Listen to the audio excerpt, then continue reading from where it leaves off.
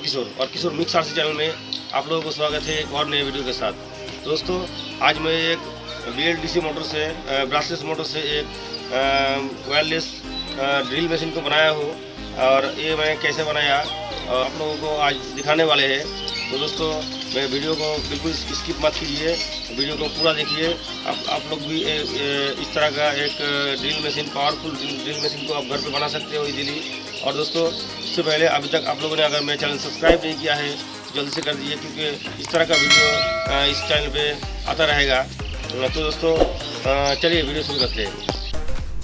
तो दोस्तों मैं एक लकड़ी के टुकड़े को इस तरह से छील के ड्रिल चुप के अंदर अच्छी तरह से टाइट करके हाथों से ठोक ठोक के इस तरह से टाइट करके अंदर डाल दिया हो। अब एक DC मोटर के साथ इस तरह से टाइट करके इस तरह से छील के थोड़ा सा फिनिशिंग में कर लिया हो। अब दोस्तों पेन को यहाँ पे इस तरह से एक सेंटर पॉइंट में पेन से मैं मार्क कर लिया हो।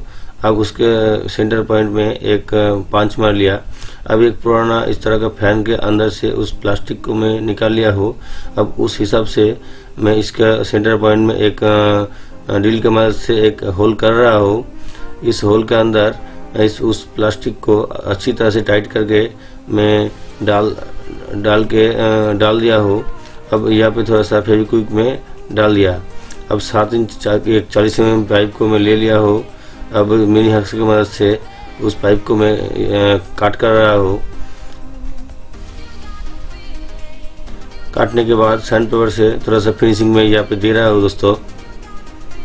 अब ये 7 इंच पाइप को एक PVC शीट के ऊपर इस तरह से रख के मार्किंग कर लिया हो।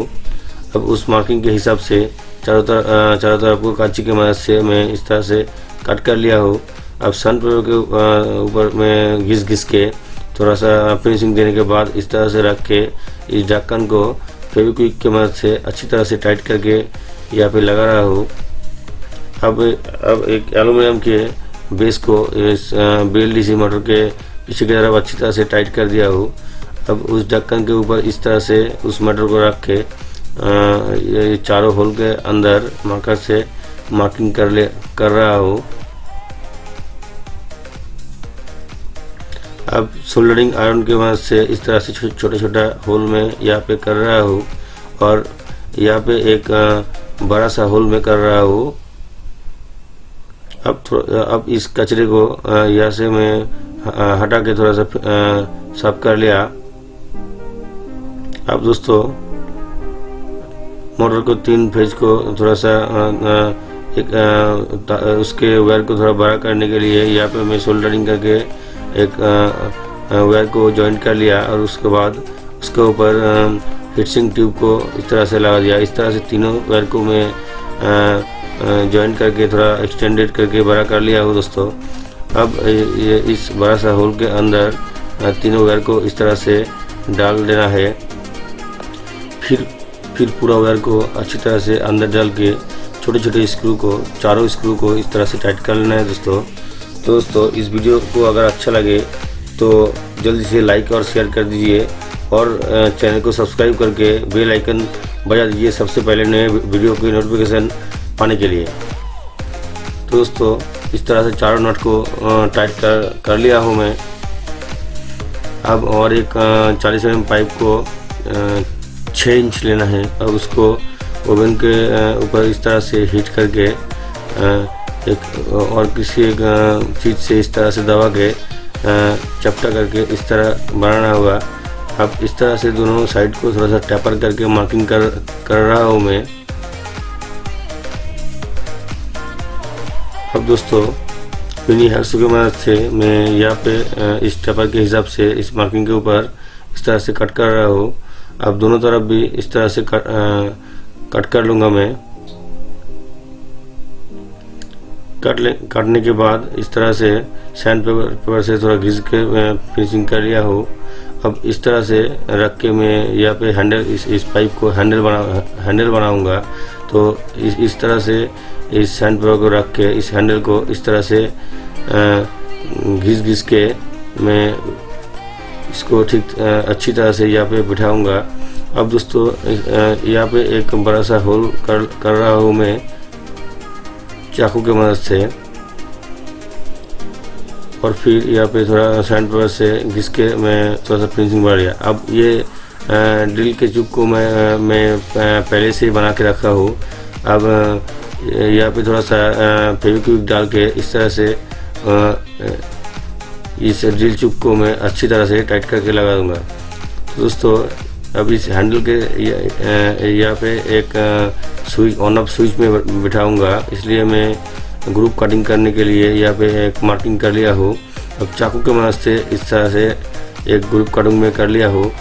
अब यहाँ पे एक बार स्विच को बिठा के मैं देख रहा हूँ कि अच्छी तरह से ग्रुप बना है या नहीं। दोस्तों अच्छी तरह से ग्रुप बन चुका है। अब दोस्तों 18650 3 लैपटॉप बैटरी को मैं ले लिया हूँ। तो ये बैटरी एक एक करके बना के दिखाने से बहुत वीडियो थोड़ा लंबा हो जाता है, इसलिए मैं ऐसे ही बना लिया। आप इसको देख के आसानी से बना सकते हो। तो ESC के 2 पावर वायर को थोड़ा मैं बड़ा कर रहा हूँ, और फिर उसके साथ एक XT60 कनेक्टर को लगा दिया और उसके ऊपर हीटसिंक पाइप लगा दिया।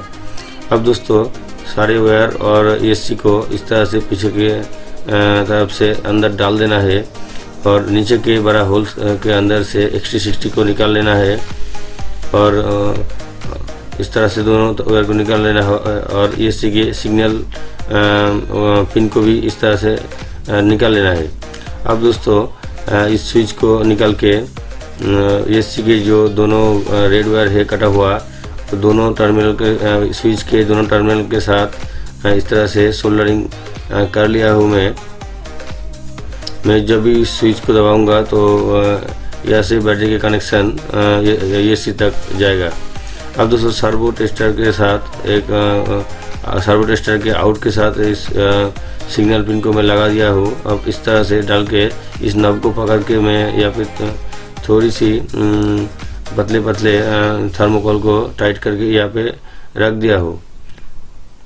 अब बाहर से इस सर्वो टेस्टर के नॉब को भी लगा दिया, एक बार घुमा के देख रहा हूँ। तो दोस्तों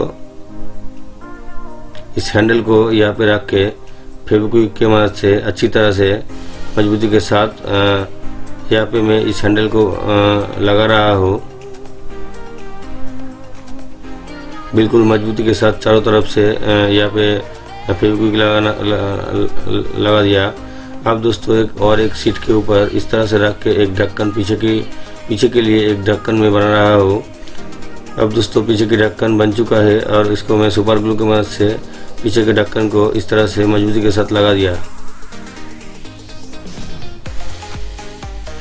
अब 50 mm का एक 4 इंच पाइप में ले लिया हूँ। अब दोनों किनारे को थोड़ा फिनिशिंग देने के बाद ओवन के ऊपर इस तरह से हीट करके एक लोहे के पाइप से इस तरह से मैं बना लिया। उसके ऊपर रख के मार्किंग में कर रहा हूँ। मार्किंग के अंदर एक बड़ा सा होल कर लिया हूँ इस चाकू की मदद से। अब उस होल के अंदर से बैटरी के ESC के वायर को निकाल के इस ड्रिल के हैंडल को इस तरह से रख के सुपर ग्लू से यहाँ पे मैं फिक्स कर दिया।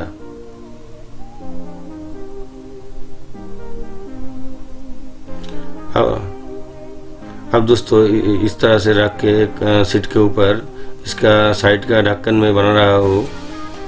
तो अब दोस्तों उस ढक्कन के बनाने के लिए कांची की मदद से उस मार्किंग के हिसाब से मैं कट कर लिया हूँ। थोड़ी सी फिनिशिंग बढ़ाने के लिए मैं सैंड पेपर से घिस लिया हूँ इस तरह का। और एक साइड कवर को दूसरी तरफ के लिए भी बनाना है। तो दोस्तों मैंने दोनों अब दोस्तों इस बैटरी के पीछे नीचे एक डबल साइड टेप को रख के इसके अंदर अच्छी तरह से टाइट करके बिठा दिया हूँ इस बैटरी को। अब दूसरी तरफ ढक्कन बनाने के लिए इस तरह से मैं मार्किंग कर रहा हूँ दोस्तों। अब उसको भी मैं कट कर लिया हूँ। अब एक बार बिठा के मैं देख रहा हूँ कि ये ठीक से बना है या नहीं। अब दोस्तों छोटे छोटे इस तरह का पीवीसी शीट को काट करके इस तरह का 4 टुकड़ा लेना है। अब उसको इस तरह से यहाँ पे चारों को होल कर लेना है। अब दोस्तों सोल्डरिंग आयरन के हीट से इस तरह का मोड़ के 90 डिग्री एंगल पे मोड़ लेना है। उस एंगल को यहाँ पे सुपर ग्लू की मदद से अच्छी तरह से टाइट करके लगाना है। अब दोस्तों इस ढक्कन को इस तरह से पकड़ के उल्टा करके इस तरह से मैं 2 छेद के अंदर से मार्किंग कर रहा हूँ। अब उस मार्किंग के हिसाब से 2 होल मैं कर लिया हूँ। अब दोस्तों दूसरे तरफ भी वो एंगल को प्लास्टिक पीवीसी एंगल को इस तरह से लगाना है।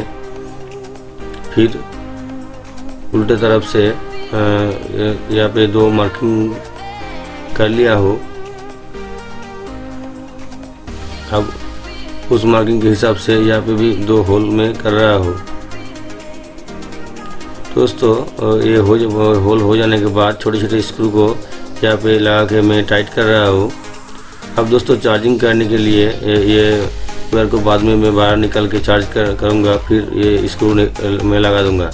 यहाँ पे दोस्तों मैं सुपर ग्लू को इसलिए नहीं यूज़ किया कि जब भी इसको अगर इसको रिपेयर करना होगा तो मैं इस नट को इस स्क्रू को खोल के आसानी से इसको रिपेयर कर पाऊँगा। तो दोस्तों ड्रिल बन के रेडी हो गया है इसी के साथ। तो दोस्तों एक बार इस स्विच को पहले दबाना है, फिर इसको नॉब को घुमा के 3 बीप बीप आवाज़ करने के बाद ये ड्रिल चलने के लिए रेडी हो चुका है।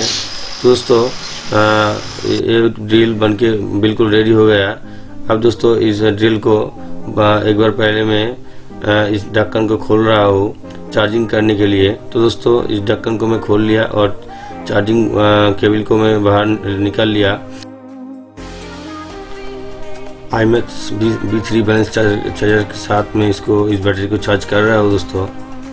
फिर ये चार्ज हो रहा है। अब ये लगभग चार्ज हो चुका है दोस्तों। अब इस चार्जर को मैं खोल लूँगा और इसको अंदर डाल के टाइट कर दूँगा। तो चलिए दोस्तों इस ड्रिल को बाहर ले जाके टेस्ट करते हैं। तो दोस्तों इस मोटर को एक बार चेक करते हैं, इस ड्रिल को।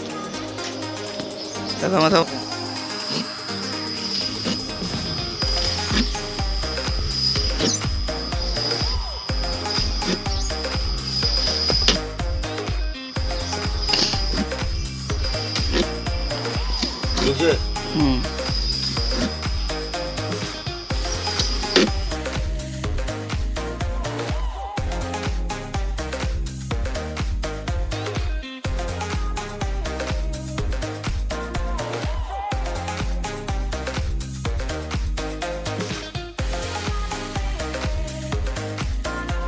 तो दोस्तों ये वीडियो कैसा लगा इसके बारे में ज़रूर कमेंट करके बताना, और इस ड्रिल के बारे में कुछ भी पूछना हो तो वो भी कमेंट करना, और मेरे चैनल को सब्सक्राइब करना मत भूलना।